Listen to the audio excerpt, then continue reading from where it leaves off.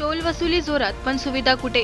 या मथळ्याखाली दैनिक चालू वार्ताने नायगाव टोल नाक्यावरील नागरिकांच्या गैरसोयी आणि अपघातग्रस्तांना तातडीची वैद्यकीय मदत मिळत नसल्याबाबत सातत्याने वृत्त प्रकाशित केले होते। या वृत्तमालिकेची दखल घेत आता नायगाव टोल नाक्यावर रुग्णवाहिका उपलब्ध करून देण्यात आली असून प्रथमोपचारासाठी कर्मचाऱ्यांची नियुक्ती करण्यात आली आहे। नायगावजवळ अपघात झाल्यास जखमींना तातडीने मदत मिळावी यासाठी रुग्णवाहिका टोल नाक्यावर तैनात करण्यात आली आहे। तसेच अपघाताच्या वेळी जखमींना प्राथमिक उपचार मिळावेत यासाठी संबंधित कर्मचाऱ्यांची नियुक्ती करण्यात आल्याने वाहनधारक आणि स्थानिक नागरिकांकडून समाधान व्यक्त केले जात आहे। यापूर्वी अपघातग्रस्तांना तातडीची रुग्णवाहिका व प्रथमोपचार सुविधा उपलब्ध होत नसल्याच्या तक्रारी नागरिकांनी केल्या होत्या।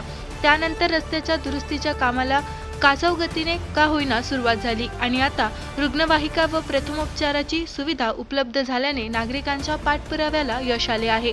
मात्र नागरिकांचे म्हणणे आहे की रुग्णवाहिका आणि प्रथमोपचार सुविधा सुरू झाल्या ही स्वागतार्ह बाब असली तरी इतर मूलभूत सुविधांकडे तातडीने लक्ष देणे आवश्यक आहे।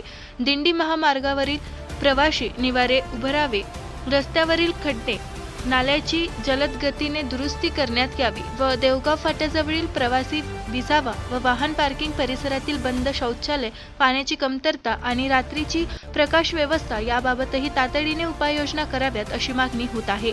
प्रशासनाने उपलब्ध करून दिलेली रुग्णवाहिका व प्रथमोपचार सेवा नियमितपणे कार्यरत ठेवावी, आपत्कालीन परिस्थितीत ती तातडीने उपलब्ध व्हावी आणि नियुक्त कर्मचाऱ्यांची सेवा सातत्याने सुरू राहावी अशी अपेक्षा नागरिकांनी व्यक्त केली आहे। दैनिक चालू वार्ताच्या वृत्ताची दखल घेत रस्ता दुरुस्तीपासून रुग्णवाहिका आणि प्रथमोपचार सुविधेपर्यंत झालेल्या या बदलामुळे नागरिकांना मोठा दिलासा मिळाला आहे।